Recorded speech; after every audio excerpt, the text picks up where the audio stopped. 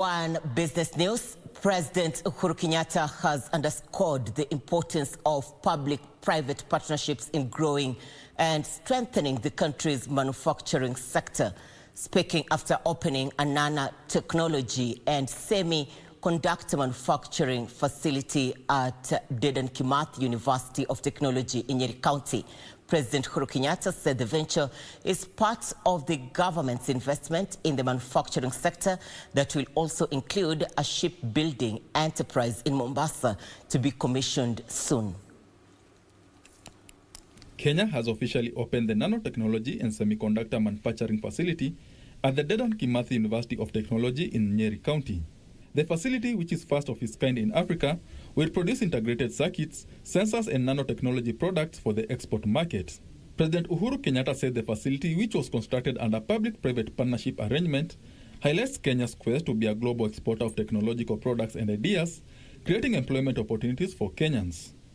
Our ability to be able to become an industrialized nation, to be able to create good quality, well-paying jobs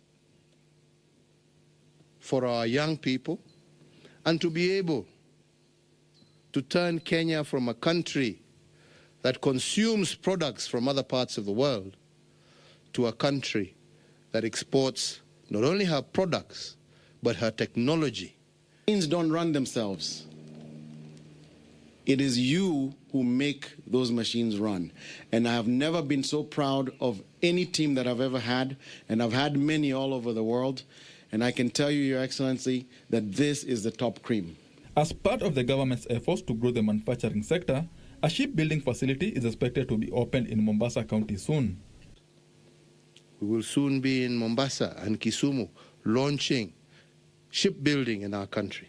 There are plans for revival of car manufacturing plants as key drivers of the Kenyan manufacturing sector. We are getting back to the place where we want to now be making our own locomotives, as was there earlier on, to be able to turn our country into a producing country and not a consuming country. This and expansion of key infrastructure is expected to drive the country's economy. The nanotechnology and semiconductor manufacturing facility is a joint venture between Semiconductor Technologies Limited and the Dedan Kimathi University of Technology. Benson Duoba reporting for Channel 1 Business.